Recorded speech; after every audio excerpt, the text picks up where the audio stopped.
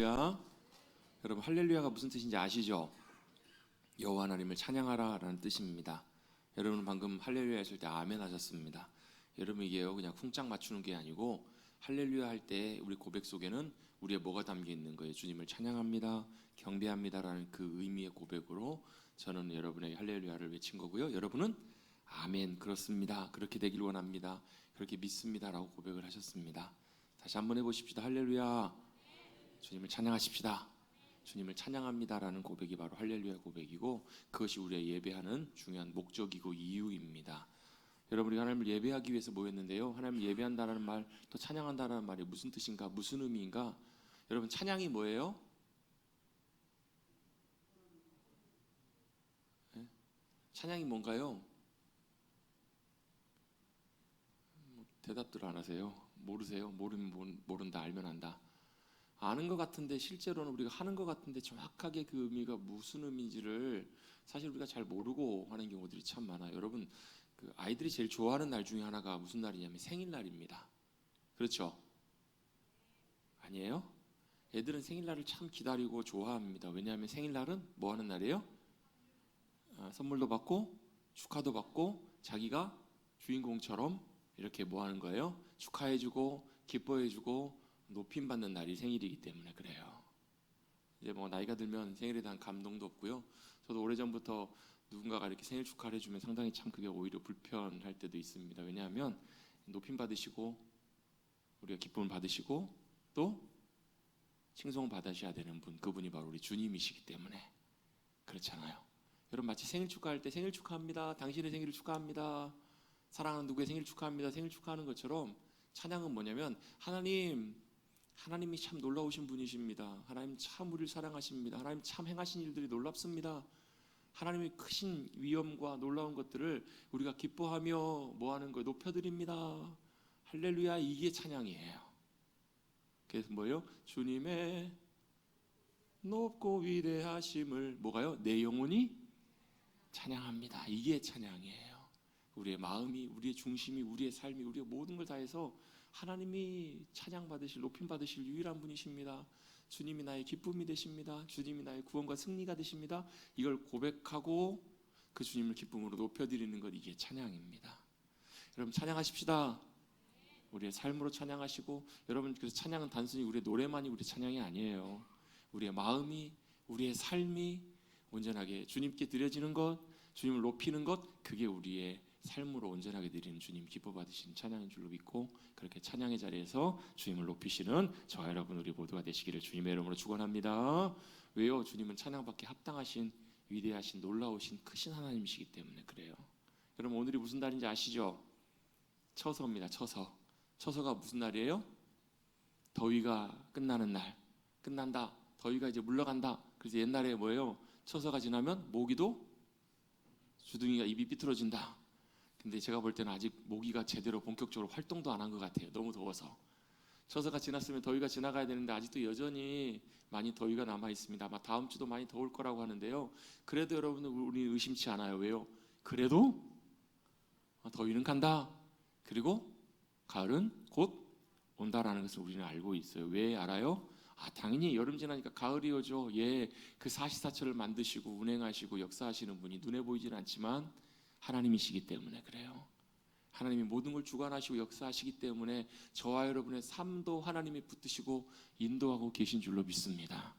우리가 잘 몰라서 그렇지, 우리 뜻대로 안 되어서 아니신 것처럼 보여서 그렇지, 실제로 하나님은 여전히 우리의 삶에서 일하고 계시고 붙들고 계시고 역사하고 계시는 찬양받기 합당하신 전능하신 위대하신 하나님이신 줄로 믿고 그 주님을 기뻐하며 높이시는 우리 사랑하는 성도님들 되시기를 주님의 이름으로 축원합니다. 여러분, 이것이 중요한 이유가 있습니다. 이 사실을 믿고 기뻐하며 주님 앞에 나아가야 되는 중요한 이유가 있는데요, 그 이유가 바로 뭐냐면, 하나님은 이 땅에 하나님의 역사와 일들을 나타내 보이실 때 믿음의 사람들을 통해서 그 역사를 나타내시길 원하시기 때문에 그래요. 여러분, 하나님이 눈에 안 보이시죠? 네, 눈에는 안 보이세요. 근데 살아계세요? 안 살아계세요? 살아계셔요. 어떻게 알아요? 만나보면 알아요. 살아계신 하나님을 만나고 경험하면 알아요. 지난주에 제가 어떤 젊은 청년의 간증을 들었는데, 20대 청년인데, 그 청년이 참 어떻게 보면 자기 원하는 대로 이렇게 삶을 살다 보니까 삶이 많이 빗나갔어요. 자기 의도와 상관없이 자기 본성대로 삶이 많이 빗나갔어요. 근데 우연찮게 이제 부모님 또 가족들 통해서 함께 어디를 가게 됐는데 거기에서 살아계신 하나님 그분을 만난 거예요. 그분의 은혜를 경험하고 살아계신 하나님의 은혜를 만나고 경험하게 되면서 그 집회를 통해서 삶이 변화되기 시작했어요.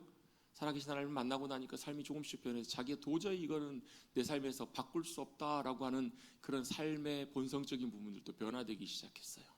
지금은 하나님 이름만 부르고 하나님 그분만 봐도 눈물이 날 만큼 하나님의 은혜와 사랑과 감격 가운데 살아가고 있는 삶을 간증하는 간증을 제가 들은 적이 있어요.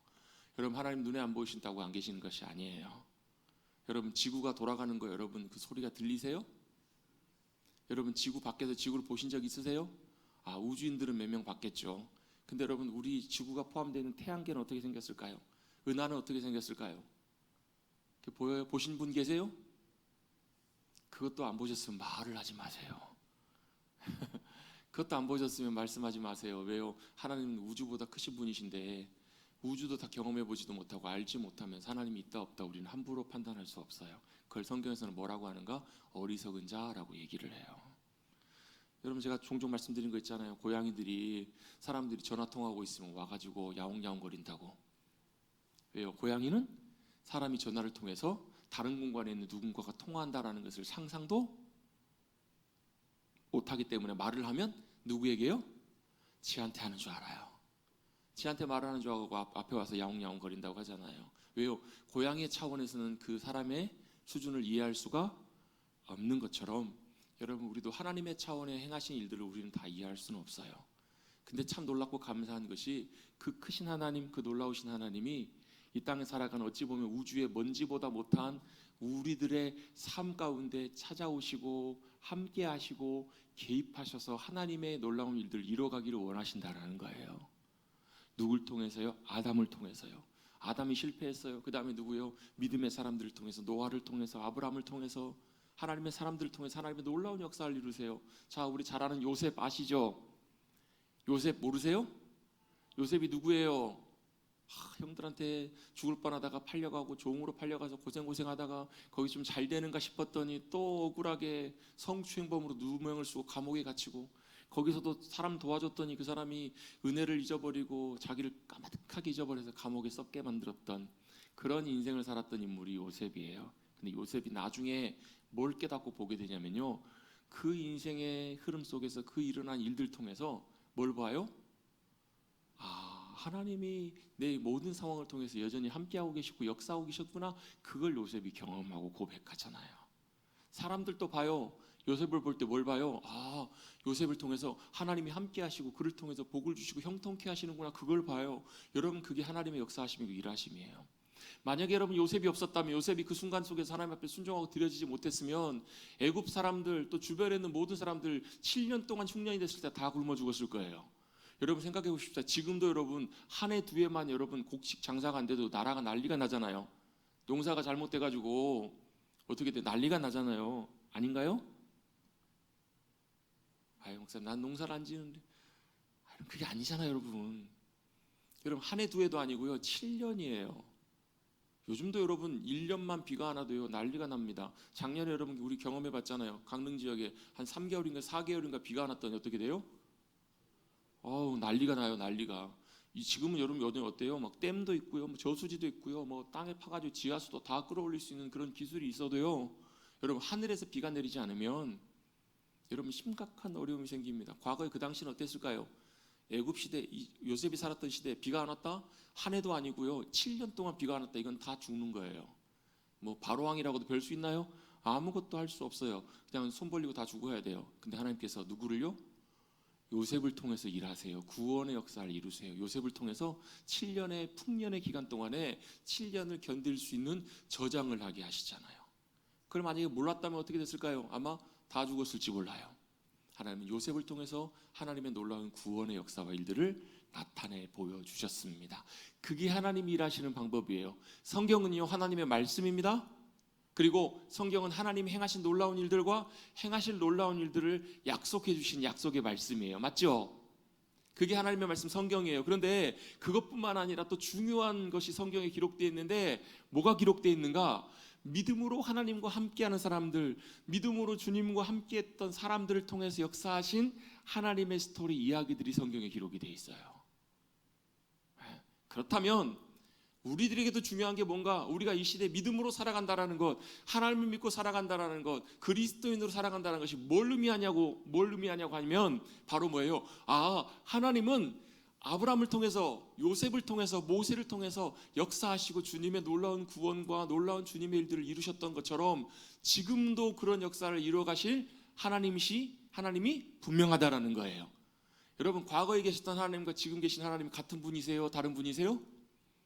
같은 분이세요. 왜요? 하나님은 시간 위에 계시는 분이세요. 여러분, 사람은 시간 위의 개념을 우리는 이해할 수가 없어요. 그래서 여러분, 우리는 사람들이 여러 가지를 생각하고 고민하고 하다가 무슨 차원을 4차원을 고민하고요, 5차원을 고민하고 사람들이 생각해내요. 여러분, 4차원, 5차원이 뭐예요? 시간을 뛰어넘는 거예요. 시간의 공간을 뛰어넘어요. 과거로 가기도 하고 미래로 가기도 해요. 양자역학이니 이런 데서는 그런 논리들을 얘기를 해요. 가봐야 알아요. 근데 중요한 것은 하나님은 그런 시간에 구애받는 분이 아니세요. 과거에도 여전히 하나님이셨고요, 오늘도 여전히 하나님이세요. 그리고 그 하나님이 과거에도 그러셨던 것처럼 오늘 살아가는 우리들에게도 하나님의 놀라운 일들과 계획들을 나타내기로 원하시는 하나님이시라는 거예요. 그게 성경의 스토리예요. 거기에 기록되어 있는, 성경에 기록되어 있는 많은 사람들의 이야기가 있습니다. 특별히 오늘은 누가 기록이 되어 있는가? 엘리야라는 선지자의 이야기가 기록이 되어 있습니다. 엘리야, 여러분 잘 아시죠? 엘리야가 누구예요? 엘리야가 누구죠?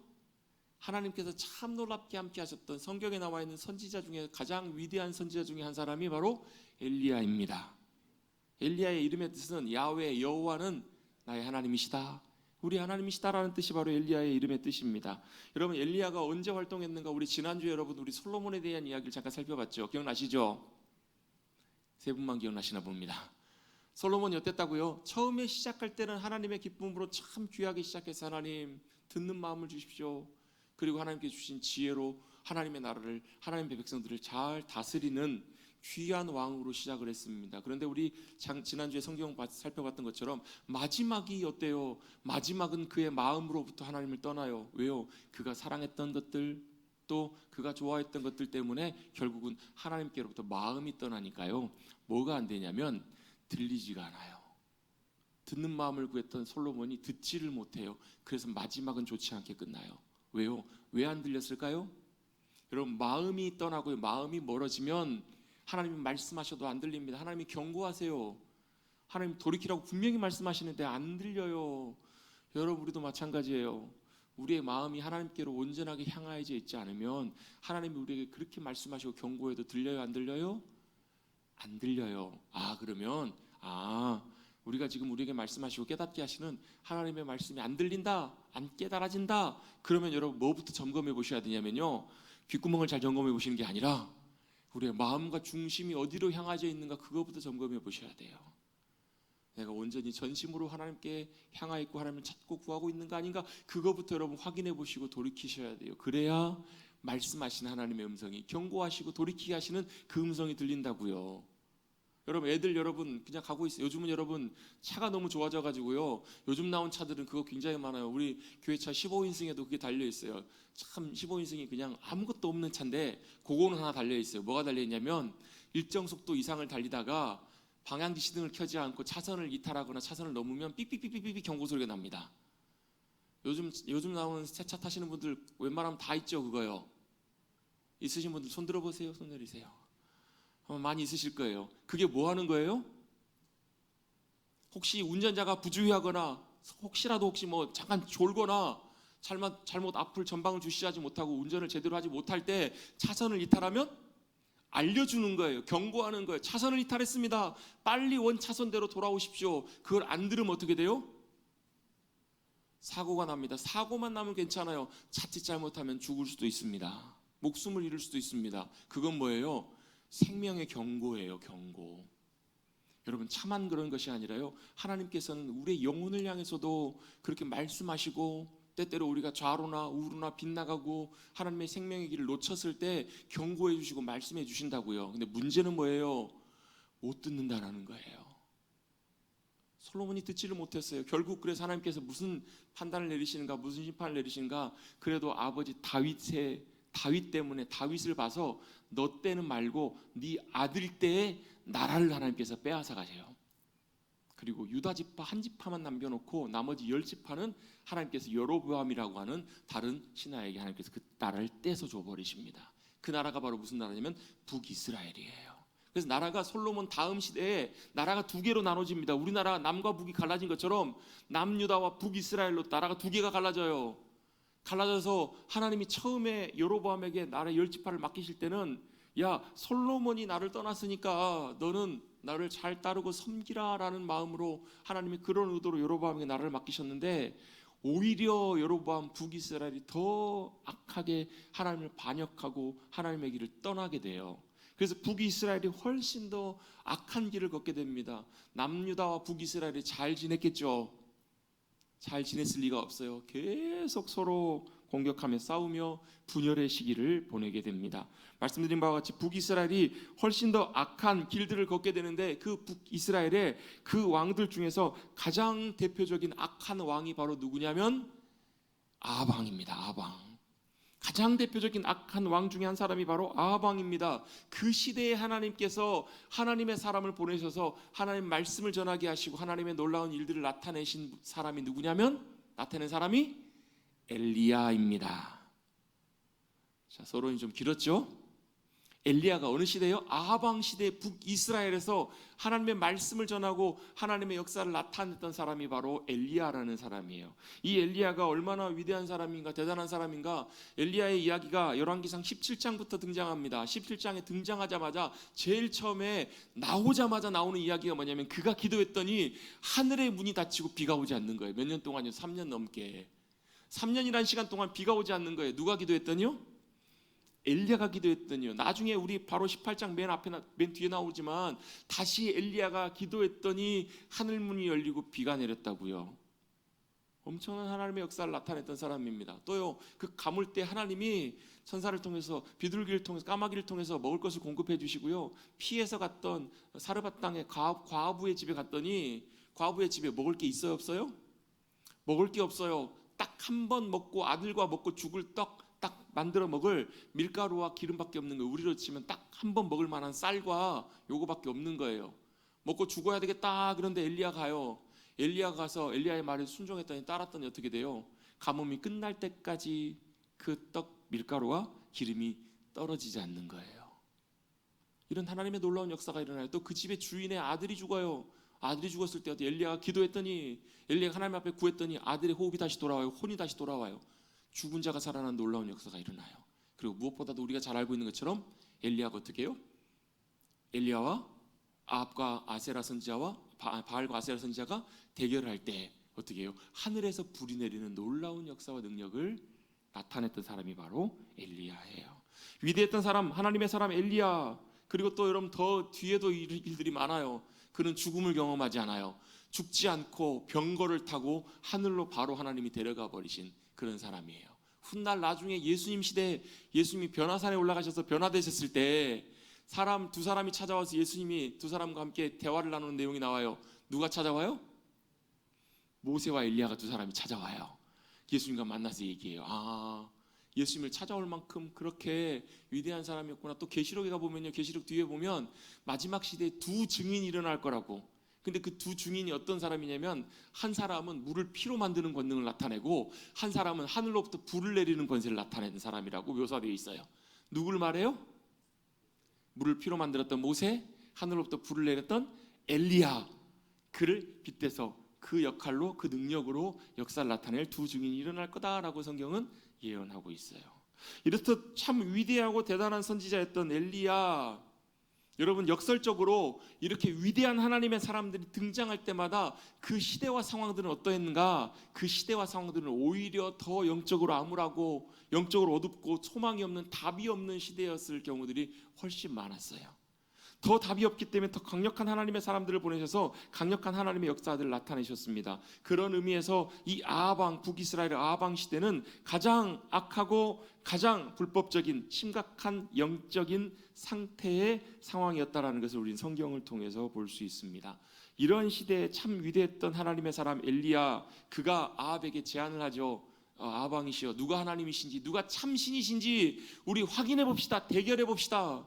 당신이 믿고 따르는 바알 선지자 또 아세라 선지자 나오게 하십시오. 어디로 모여요? 갈멜산으로 나오게 하십시오. 갈멜산에 모여요. 갈멜산에서 모여서 뭐 하나요? 모여서 뭐 미팅 하나요? 뭐 하죠?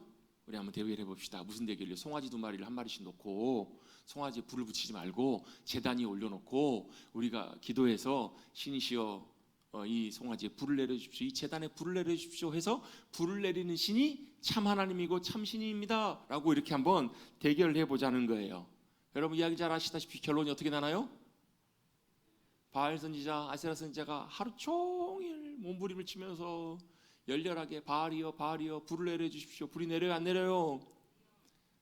내려요? 안 내리죠. 왜 안 내려요? 참신이 아니기 때문에, 참 하나님이 아니기 때문에. 이어서 엘리야가 기도합니다. 하나님, 살아계신 하나님, 여호와 하나님, 이 민족의 하나님, 다시 한번 이 민족 가운데 여호와 하나님이 참 하나님이심을 알게 해주십시오. 보게 해주십시오. 기도해요. 어떤 일이 벌어져요? 거기다가요 불을 붙이기 그 제단에다가 물까지 갖다 부어요. 3번이나 도랑이 넘칠 만큼 물을 부어요. 왜 부었을까요? 그 불이 우연히 붙는 불이 아니라는 것을 확인하기 위해서요. 여러분 불 붙이려면 어떻게 해야 돼요? 물이 묻으면 안 되잖아요, 그죠? 근데 어떤 역사가 벌어져요? 하늘로부터 불이 내려서 그 도랑에 있는 물까지 다 없애버릴 만큼 강력한 불로 주님 역사해 주세요. 여러분 아까 엘리야의 이름의 뜻이 뭐라고요? 여호와 하나님, 그분이 나의 하나님이십니다. 여호와가 참 하나님이십니다. 사람들은 뭘 봤어요? 여호와 하나님이 참 살아계신 하나님이십니다. 그걸 사람들이 보고 엘리야는 그걸 증거했던 위대한 하나님의 사람이었습니다. 그렇게 놀라운 승리를 경험하고 그 일 때문에 사람들이 바알과 아세라 선지자 850명을 기손 시내에 가서 다 거기서 제거합니다. 죽입니다. 그리고 나서 기도하고 비가 내리기 시작할 때 어떤 일까지요? 와방이시여 빨리 마차를 갖추고 빨리 돌아가십시오. 비가 올 겁니다. 실제로 비가 내립니다. 마차를 타고 막 달려가는 그 앞에 누가요? 18장 우리 맨 마지막 절 46절에 보시면 여호와의 능력이 엘리야에게 임하여서 아합 왕 앞에서 달려갔더라. 여러분 지금으로 말하면 아합이 어떻게 가는 거예요? 걸어가는 것이 아니라 차를 타고 가고 있는 거예요. 빠른 차를 타고 왕이 타는 차를 타고 빨리 가고 있을 때 그 앞에 누가 달려가요? 여러분 차하고 달리면 누가 이기나요? 차 떠나면 달려가도 못 따라가요. 근데 어떤 일이 벌어지고 있는 거예요? 차가 가고 있는데 아합이 탄 차가 가고 있는데 마차가 가고 있는데 그 앞에 지금 누가 달려가고 있는 거예요? 엘리야가 달아가고 있는 거예요. 여러분 옛날에 전설 속의 무협지에 보면 이걸 뭐라고 해요? 축지법이라고 합니다. 엘리야가 축지법이 있었을까요? 아니요. 여호와의 능력이, 하나님의 능력이 함께 하시니까 그런 놀라운 역사를 나타내는 거예요. 이런 놀라운 승리와 하나님의 영광을 드러낸 엘리야가 그리고 나서 그 승리를 경험한 다음에 19장에 바로 넘어와서 그 사실을 아합이 누구에게 알려요? 이세벨에게 알려요. 그 이세벨이 누구냐면 아합의 아내입니다. 왕과 왕비입니다. 근데요 여러분 예로부터 남자가 힘이 세요? 여자가 힘이 세요? 힘은 남자가 셀지라도 그 남자를 제어하는 사람은 누구예요? 여자입니다. 물론 아닌 경우도 있지만 이 집안은 여자가 훨씬 더 영향력이 훨씬 셌던 것 같아요. 이세벨은요 아버지가 다른 나라 왕인데 이방의 왕인데 아버지 이름이 뭐냐면 엣바알이에요. 엣바알, 바알이 함께 있다라는 뜻이에요. 여러분 우리 임마누엘이 무슨 뜻인지 아시죠? 하나님 우리와 함께 하시다. 여러분 우리 그리스도인들은 하나님이 함께 하신 사람들입니다. 믿으시죠? 근데 여러분 엣바알은 누구예요? 이세벨의 아버지는 뭐라고요? 바알이 나와 함께 합니다. 얼마나 바알을 충성스럽게 잘 섬겼던 사람들이 잘 아시겠죠? 그 아버지의 그 딸은 못하지 않았어요. 엄청난 여인이에요. 대단한 여인이에요. 이세벨이 그가 엘리야가 행한 놀라운 일을 보고 듣고 나서 뭐라고요? 우와 하나님 그분이 정말 놀라우신 하나님이시네 이렇게 얘기한 것이 아니라 어떻게 해요? 이 엘리야를 가만두지 않겠다라는 거예요. 사람을 보냅니다. 2절에 보시면 사신을 엘리야에게 보내서 내가 내일 이맘때에 반드시 내 생명을 저 사람들 중에 한 사람의 생명과 같이 하는, 이게 무슨 말이에요? 엘리야를 제거하겠다는 거예요. 엘리야를 없애버리겠다라는 거예요. 만약에 내가 그 일을 안 하면 신들이 내게 벌을 내림이 마땅하다. 신이 내게 벌을 내려도 괜찮다. 마땅하다라고 뭐 하고 있는 거예요? 엄포를 내리고 있는 거예요. 엘리야에게 이렇게 경고하고 있는 겁니다. 내가 뭐 하겠다라는 거예요? 하루 안에 너를 제거해버리겠다라는 거예요. 자, 이 말을 들은 엘리야가 어떻게 하는가요? 3절입니다. 3절 보시면 엘리야가 그가 어땠다고요? 이 형편을 보고 일어나 자기의 생명을 위해 도망하여 유다에 속한 브엘세바에 이르러 자기 사환을 그곳에 머물게 하고 라고 나옵니다. 자, 엘리야가 지금 어떻게 했어요? 그 말을 들어요. 그 이세벨이 보낸 사람의 말을 듣습니다. 여러분, 그 직전까지 18장 바로 앞에까지, 바로 그날 직전까지 무슨 일이 있었어요? 그 위대하신 하나님의 위엄과 권능과 능력을 나타냈던, 그래서 하나님의 놀라운 역사를 승리로 경험했던 엘리야가 지금 뭐 하고 있는 거예요? 도망치고 있는 거예요. 왜 도망쳐요? 겁을 먹은 거예요.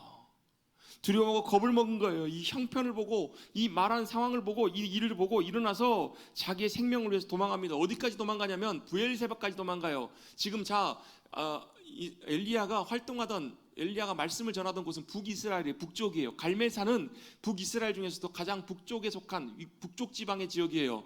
이 갈멜산에서 승리를 경험하고 브엘세바는 어디냐면 남유다 남쪽의 제일 밑에 경계가 브엘세바예요. 브엘세바를 넘어가면 광야가 나와요. 브엘세바가 제일 경계인데 우리로 치면 백두산에 있다가 어디까지 도망간 거예요? 한라산까지 도망간 거예요. 그냥 걸음 한 날 살려라 하면서 그냥 꽁무니를 내빼고 도망가 버린 거예요. 여러분, 이 사람이 그럼 같은 사람이 맞나요? 직전까지만 해도 여러분 엄청난 하나님의 권능을 나타내고 승리했던 이 엘리야가 여러분 뒤도 돌아보지 않고 도망갑니다. 무서워서. 왜요? 자기의 생명을 위해서 살고자 도망합니다. 그리고 나서 브엘세바에서 그 사환을 거기에 두고 광야까지 더 깊은 곳에 도망갑니다. 거기까지 쫓아올까 봐.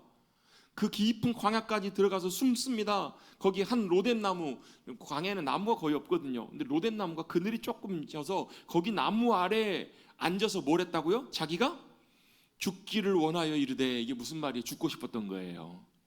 죽고 싶어서 하나님 저 죽여주십시오. 여러분, 엘리야는 엄청난 승리를 경험합니다. 엄청난 하나님의 영광을 보았습니다. 그런데 그 바로 직후에 엘리야는요 처참한 좌절과 패배를 경험합니다. 왜요? 극심한 공포와 두려움에 사로잡혀서 하나님 앞에 이렇게 얘기하고 있는, 하나님 차라리 저 죽여주십시오. 죽고 싶습니다. 여러분, 제일 힘들고 어려울 때 여러분 우리의 입에서 무슨 말이 나와요? 죽겠네. 아, 죽고 싶다. 이런 말 참 많이 해요. 여러분, 말 조심하셔야 되는 거 아시죠? 그렇죠? 말 조심하셔야 됩니다. 말 함부로 하는 게 아니잖아요. 우리 말이 씨가 된다고. 그렇죠? 죽고 싶어도 죽겠네, 죽게 있네.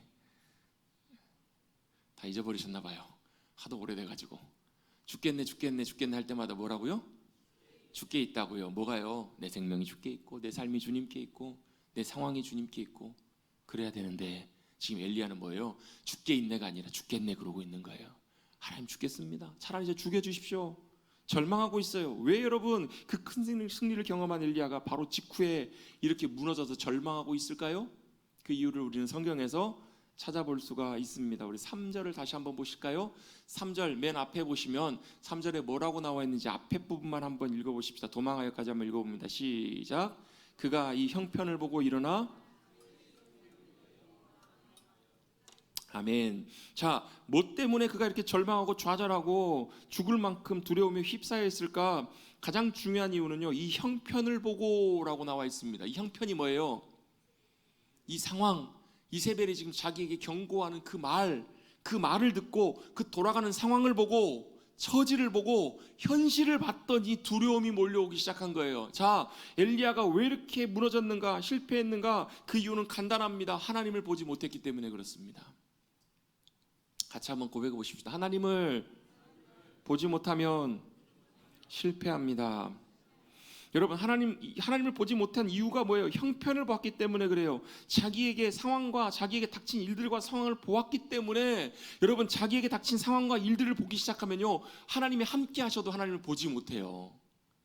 이게 여러분 중요한 부분이고 조심해야 될 부분입니다. 여러분 엄청난 큰 영적인 성공을 경험하고도요, 바로 그 직후에 우리도 똑같이 이런 두려움과 염려 가운데 무너질 수도 있어요. 여러분, 우리가 두려움이나 염려 가운데 사로잡혀 있다는 말은 무슨 말이냐면, 방금 전까지 보았던 하나님 그분을 우리가 이제 보지 못하게 되었다라는 말이에요. 여러분, 방금 전까지 역사하시고 승리를 주셨던 하나님 어디 가셨나요? 여러분, 엘리야가 바알 선지자들에게 놀렸던 것처럼, 야 너희 신이 어디 낮잠 자나 보다 깨워라, 야 너희 신이 어디 마실 갔나 보다 잘 불러 찾아봐라, 이렇게 놀리잖아요. 근데 여러분, 하나님 잠깐 어디 가셨나요? 아니요, 하나님은 여전히 그 자리에 여전히 엘리야와 함께하고 계셨다고요. 근데 문제는 뭐예요? 우리가 보지 못하는 거예요. 엘리야가 보지 못했던 거예요. 여러분, 그 상황이 내게 보이면, 현실이 보이면 보여야 할 뿐, 우리가 보아야 할 뿐 그분을 보지 못하게 돼요. 여러분, 이게 믿음의 삶의 원리입니다. 여러분, 하나님이 함께 하시지 않으셔서 우리가 실패한 것이 아니고요, 하나님이 함께 하셔도 우리가 상황을 보고 말을 듣고 그 현실들을 봐서 하나님을 보지 못할 때 우리는 실패하고 좌절하고 무너집니다. 아멘. 여러분, 하나님 그분이 보이지 않으면, 안 보이게 되면, 여러분 그 상황이, 그 두려움이, 염려가 하나님을 안 보이게 해요. 여러분, 엊그저께 여러분 신문 기사가, 인터넷 기사가 났는데요. 무슨 기사가 났냐면, 여러분 우리 과거 여러분 우리 코로나 때 여러분 우리 백신 맞았잖아요. 그 기술이 mRNA라는 기술이거든요. 메모리 RNA 뭐 기술인데요. 그 백신 기술을 이용을 해서 암세포를 치료하는 그 기술들이 이제 예전부터 개발되고 있었는데, 그것들이 확 많이 발전해서 이제 그런 것들이 실제로 임상을 하고 실제로 이제 적용해 가는, 이제 곧 상용화가 되는 그런 단계에 있다라는 거예요. 암세포가 무서운 게 뭐냐면, 암세포가 우리 안에 활동을 할 때 수술을 하고 해도 암세포가 남아 있으면 그 암세포가 뭘 하게 하냐면 우리의 면역 세포들의 눈을 가린다고 합니다. 그 기사에 표현해 보면요, 면역세포가 암세포를 암세포로 보지 못하게 만들어서 암세포가 어때? 활동을 해도 면역세포가 발작동하지 못하기 때문에 암세포가 확 일어나는 거예요. 근데 지금 개발되고 있는 기술들이 뭐냐면, 그 면역세포들의 그 표현을 그대로 옮겨보면요, 눈을 뜨게 해준답니다. 면역세포들이 눈을 뜨게 해서 암세포를 암세포로 보게 해준다라는 거. 암세포는 뭐 하게 해요? 못 보게 하고, 면역 백신은 뭘 하게 하냐면 눈을 뜨게 해준다는 거예요. 눈을 뜨면 뭘 해요? 안 보였던 암세포가 이제 보이기 시작해요. 여러분, 몸 안에 있는 면역세포가 생각보다 굉장히 강력한 거 아시죠? 여러분, 지금도 여러분 평범하게 살아가는 일상 속에서 끊임없이 우리 몸 안에 좋지 못한 세포들이 만들어지고 일어나고 있는 거 아시죠? 근데 왜 다 암이 안 걸리냐면 면역세포들이 정상적으로 작동하고 있기 때문에 그래요. 그게 제대로 작동하지 못하면 이제 몸에 문제가 생기는데, 그걸 다시 깨우쳐주는 역할을 하는 게 그 치료제의 중요한 핵심적인 포인트라는 거예요. 여러분, 안 보이면 하나님이 계셔도 여러분, 우리 하나님의 계심을 우리가 경험하고 살지 못해요. 여러분, 우리 그렇잖아요. 여러분, 한번 여쭤볼게요. 여러분, 하나님이 여러분과 함께하고 계세요? 여러분, 하나님이 나와 함께하고 계십니까? 아멘. 다 믿으시죠?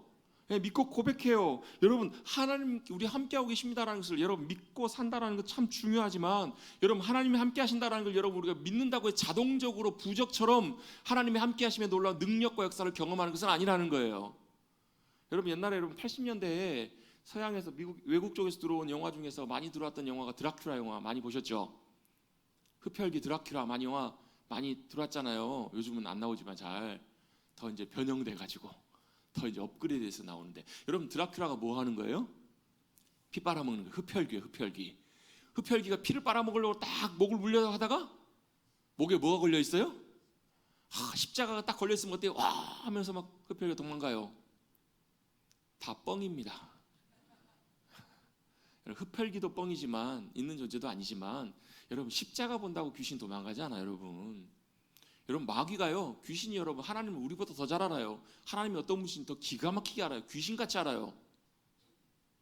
여러분, 우리가 십자가 든다고 여러분 하나님 우리와 함께 하신다고 내가 믿는다고 여러분 하나님이 함께 하시면 능력과 권세가 나타나는 것이 아니라는 거예요.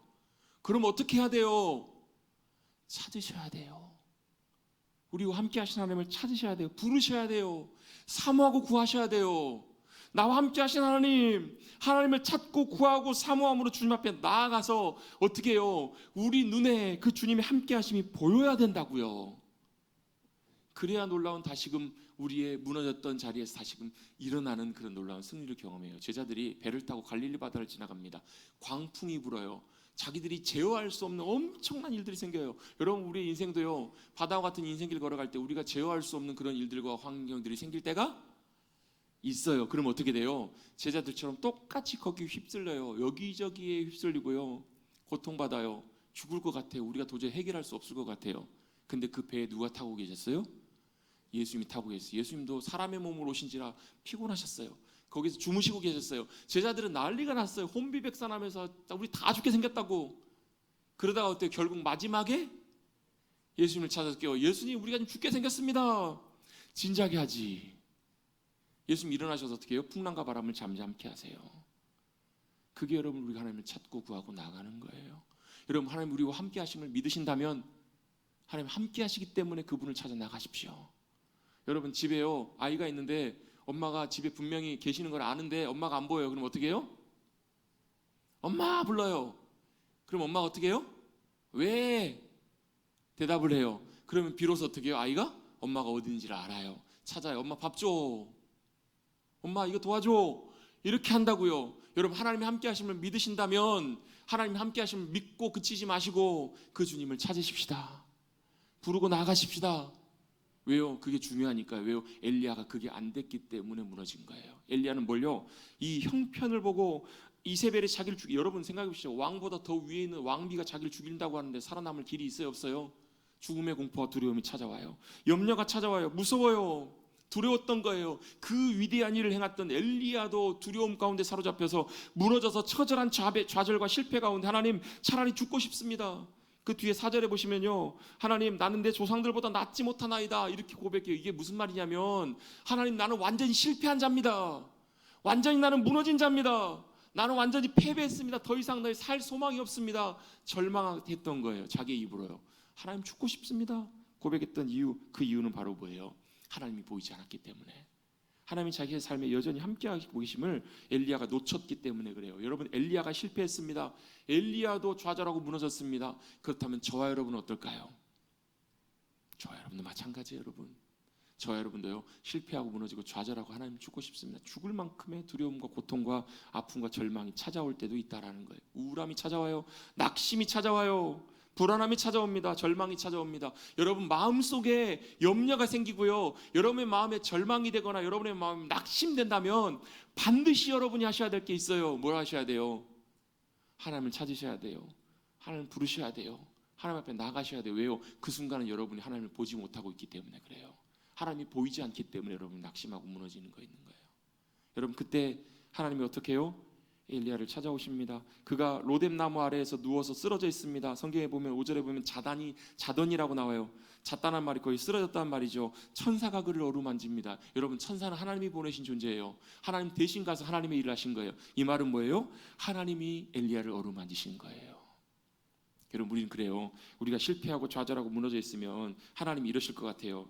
낙심하고 코가 쑥 빠져가지고 넘어져 있으면 하나님이 야 이놈아, 에라이 못난 놈아, 내가 너를 통해서 그렇게 놀라운 일을 행했는데 너는 그렇게 지금 겁을 먹고 두려워 숨어 있느냐? 하나님이 이렇게 우리를 책망하실 것 같아요. 그죠? 그런데 하나님은 어떻게 하세요? 엘리야에게 아무 말씀 안 하세요. 그를 손으로 어루만져 주십니다. 여러분 우리도 우리의 영혼이 쓰러져 있을 때, 무너져 있을 때, 낙심할 때 하나님이 여러분 우리를 어떻게 하세요? 하나님의 손길로 우리를 어루만져 주시고 쓰다듬어 주시고 다시금 새롭게 회복시켜 주실 우리 하나님 아버지신 줄로 믿습니다. 하나님이 엘리야를 쓰다듬어 주십니다. 그리고 또 그에게 먹을 걸 공급하십니다. 육신의 힘을 채우실 뿐만 아니라 여러분 우리의 영혼에도 놀라운 새 힘과 은혜를 공급해 주시는 분이 우리 하나님이십니다. 여러분 그 은혜로 우리의 영혼이 새 힘을 얻으시고 회복되시고 일어날 수 있게 되기를 간절히 소망합니다. 어떻게 어린아이가 엄마 품에서 엄마가 그를 손으로 덮고 이렇게 위로하는 것처럼. 여러분 이따가 설교 끝나고 419장 찬양할 거예요. 그 찬양을 저는 참 좋아하는데요, 종종 이 찬양을 저는 장례식 때, 위로 예배 때 같이 부르기도 해요. 왜요? 이제 주님께서 부르셨기 때문에 육신으로는 만날 수 없지만 우리는 뭘 믿고 고백하는 거예요? 하나님 아버지께서 믿음으로 주님 의지하며 살다가 믿음으로 주님 부르심을 받은 그 영혼을 주님의 품으로 인도해 주시고 그곳에서 위로하시고 안식하게 해주실 것을 우리는 믿기 때문에 그 찬양을 고백하는 거예요. 주 날개 및 내가 평안이시네. 주 날개 및 평안하다. 그 은혜와 그 사랑이 우리를 덮어주실 것이기 때문에. 그런데 여러분 그 은혜를 죽은 다음에뿐만 아니라 살아서도 지금 이 순간도 경험하시는 우리 사랑하는 성도님들 되시기를 주님의 이름으로 축복합니다. 낙심해 있을 때, 염려가 찾아올 때, 답답할 때, 정말로 죽고 싶은 만큼 그렇게 괴로울 때 하나님은 우리를 어떻게 해요? 위로하시고 손으로 어루만지시고 다시금 일어날 수 있도록 우리를 불러주신 주님이신 줄로 믿습니다. 일어나 걸으라, 내가 새 힘 주리니. 하나님께서 엘리야에게 새 힘을 주십니다. 먹을 것을 주시고 마실 물을 주시고 그에게 일어나서 다시금 어디로요? 하나님의 산 호렙산으로 나오도록 그를 부르고 계십니다. 여러분, 우리의 영혼도 어루만지시고 평안함으로 함께 하셔서 다시금 일어나서 주님께로 부르시는 그 주님 앞에 우리 모두가 일어나 나가실 수 있는 우리 사랑하는 성도님들 되시기를 주님의 이름으로 축복합니다. 그리고 40일을 걸쳐서 하나님의 산 호렙산에 이르게 됩니다. 그리고 마지막으로 중요한 한 가지가 있습니다. 우리의 영혼을 다시금 회복시키시고 주님께서 우리를 잡아 일으키실 때 하나님은 뭐 하시는가? 우리 마지막으로 해야 될 중요한 것이 있는데요, 하나님을 봐야 되고요, 하나님의 어루만지심을 경험해야 되고요, 그 주님 앞에 나가서 뭘 해야 되는가? 말씀하시는 그 하나님의 음성을 들으셔야 돼요. 자, 엘리야가 호렙산에 도착했을 때 하나님께서 물으십니다. 뭐라고 물으세요? 엘리야야, 내가 어찌하여 여기 있느냐? 여러분, 이 말씀, 하나님이 하셨던 말씀과 좀 비슷한 말씀 어디 성경에서 보신 적 있지 않으세요? 아담아, 네가 어디 있느냐? 그때는 여러분, 아담이 범죄해서 하나님 앞에 나갈 수 없었지만 엘리야는 하나님 앞에 믿음으로 지금 나와 있습니다. 근데 뭐만 보여요? 자기의 상황만 보이는 거예요. 10절 보시면 이렇게 말씀합니다. 엘리야가 뭐라고 얘기해요? 하나님이 엘리야에게 너 왜 여기 있냐? 이게 무슨 말이에요? 왜 왔어? 이런 의미인가요? 아니요. 왜 네가 좌절해서 무너져 있느냐? 왜 네가 낙담해서 괴로움 가운데 있느냐? 이렇게 하나님께서 물으시는 거잖아요. 왜요? 이유를 설명해요. 만군의 하나님 여호와여, 내가 하나님께 열심히 유별했다. 이게 무슨 말이에요? 내가 하나님 믿음으로 열심히 살았잖아요. 목숨 걸고 믿음으로 순종하며 살았잖아요. 근데 하나님 이 꼴이 뭐예요? 여러분, 혹시 그런 생각 해보신 적 없으세요? 하나님, 내가 믿음으로 열심히 산다고 살았는데 왜 하나님 내 상황이 이렇습니까? 여러분, 하나님 앞에 믿음으로 순종해서 열심으로 믿음에 순종해서 사십시다. 그럼 하나님께서 복 주실 줄로 믿습니다. 그러든가요? 꼭 내 모든 일들이 잘 되든가요? 아니요. 엘리야가 지금 그거 얘기하고 있는 거, 하나님 내가 봤잖아요. 보셨잖아요. 목숨 걸고 내가 열정적으로 주님 섬기며 살았는데 이스라엘 자손이 하나님을 버리고 주님의 제단을 헐고 주님의 선지자들 죽이고 나만 남았어요. 하나님, 근데 나도 죽이려고 해요. 뭐만 보이는 거예요? 여러분, 우리의 상황에 빠지면 여러분, 내 상황만 보입니다. 내 형편만 보여요. 그래서 어떻게 해요? 때때로는 하나님 앞에 원망이 생기기도 하고요, 하나님 앞에 불평이 생기기도 하고요. 내 상황, 여러분, 무슨 일이 제일 힘든 일이에요? 내가 겪는 일이 제일 힘든 일이에요. 맞죠? 뭐가 제일 아파요? 내가 아픈 게 제일 아파요.